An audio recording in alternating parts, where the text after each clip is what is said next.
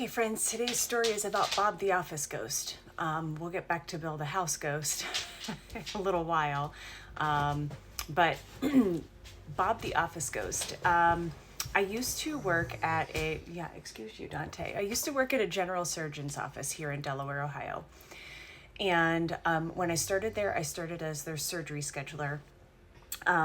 I did that for the first couple years or so, and they were private practice at that time. Then we came under management with Ohio Health, and when that happened, I don't know, I want to say, 2-ish years or so, give or take, into the 7.5 years that I worked there, I became their office manager. So when I became their office manager, I moved into the front office. It was like a much, much larger office, and along the back wall, it had, this was a very old practice. The building is old. It's, probably the early 1900s, I even want to say, 1930s or something, if I remember correctly. The back wall of this office was a countertop, a wooden countertop, and underneath it were a bunch of drawers, and they were wide. Excuse Dante. It's a rough life back there with Dante. Wide drawers. I had been actually sitting and working in that office for a good while. I mean, months to a year, or maybe even slightly more. And next to my office, so I was directly across from the front desk area. Next to my office, though, on my side of the hallway, was exam room 2. On the opposite side of me was exam room 1. And we started having these weird circumstances where at first it was like regular phone calls into the main line, and it would just be silent, or there would be breathing, or there would be a repeated clicking sound. Now, that could be anything, right? That could be explained away. That was no big deal. But it had never happened before, and then it started happening. And not too long after that started happening, the actual phone hanging on the wall in exam room 2 started ringing, which was really bizarre because it wasn't really hooked up to anything. And so I would get up and I would walk into exam room 2 and I would pick it up, and there would just be a clicking sound on the other line, or on the other end. And this didn't make any sense. It wasn't hooked up to anything. It was on the wall because it used to be, before they had like a fully functioning, rotating, office kind of phone system, that they would be able to call from the exam room to the front desk and vice versa if there was something that the doctor or the nurse or assistant or someone needed. But that hadn't been functioning for a long time. So, and this was the, press line 1, press line 2, all of the physical buttons, cord attached kind of phone, So this started happening more and more frequently, that the phone in exam room 2 would start ringing. Also around that time, the drawers behind my desk would start opening.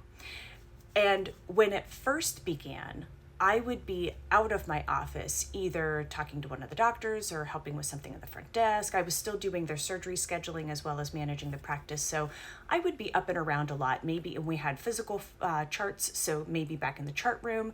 At one point, I started actually kind of like standing in as one of the part-time nursing positions because we couldn't hire a new nurse for a long time. So I would be in an exam room assisting the doctor with, minor medical procedures and excisions and different kinds of things. So I would come back into my office and one or more of the drawers would be open. Asking the staff, hey, did any of you guys go in my office and open a drawer? No, nobody's been in there. We don't know. Again, would kind of like blow it off like, oh, somebody probably went in there and then forgot, or maybe I'm not asking the right person, whatever. And then they started opening while I was sitting at my desk. I'd be sitting at my desk working, and I would hear a noise behind me, and I would turn around, and the drawer directly behind me would be wide open when it hadn't been before. And what was extra strange about it was that this was something that had never happened before. This wasn't like, oh, the drawer sticks or that particular drawer just happens to roll open sometimes. We know that that can happen. And it would be different drawers at different times. So it wasn't even always the same drawer. Multiple times, I want to say it was at least 3 or 4 times, while I was sitting at my desk working, I would hear a noise behind me and turn around to find a drawer would be open that had not been before. Then one day, one of the other staff members and I were the only ones left in the office. We were closing up the office. It was like after 5:30. Everybody else had gone home. The front door was locked. The TV was turned off. The radio was turned off. Everything was, we were turning off the lights. I went to the back door and I locked it and came back down the hallway so that Linda and I could pick up our purses and make sure we had everything we needed, shut off the remaining lights, and go home. She and I had stopped right outside of my office door, exam room 2 door, and the entryway to the front desk area, because there was like a little half door, half wall there. And we stopped and talked for just a moment, kind of like, yeah, I turned that off, and yeah, I locked that, just kind of a check-in of what had been done, and we're ready to grab our things and leave. And this is goofiness, okay? From inside exam room 2, we heard an incredibly loud, deep voice say, "Bob." And we both froze and stared at each other, and Linda went like this, and the hairs were standing up on her arm. She is not just a skeptic, she was an absolute 100% non-believer in anything related to the afterlife. And we both said, "What was that?" I immediately went running into the room, looking around. The lights were already off in there. Nothing there. There was one window in there. Went and looked out the window, looked both directions, saw nothing, and I said, "Stay here, I'm going to go check outside." Ran out the door and around the building. Nothing's there. There's a parking lot on one side, a road, and woods. And it came from the woods side. So, that's where the window was, right? That's that outside wall. No person, nothing out there. We have no idea where he came from. So that was when we started naming him Bob the Office Ghost. Not too long after that, well, of course, we shut off the lights, locked the door, and got the heck out of there. Not too long, and this was back in, I want to say this is like 2007, 2008-ish, okay? Not too long after that, one time I'm sitting in my office, and all of the sudden, very loudly, thankfully we did not have patients in the office during that particular part of the day. Inside exam room 2 next to my office, we start hearing bee-boo, bee-boo, bee-boo, bee-boo, really, really loudly. So I get up and I walk in there, and all of the lights all over the phone on the wall are flashing, and it's making these screamingly loud back and forth bee-boop noises. So I pick up the receiver, nothing, hang it back up. I actually lift it off of the plate that it's attached to on the wall. It's not even plugged in to anything.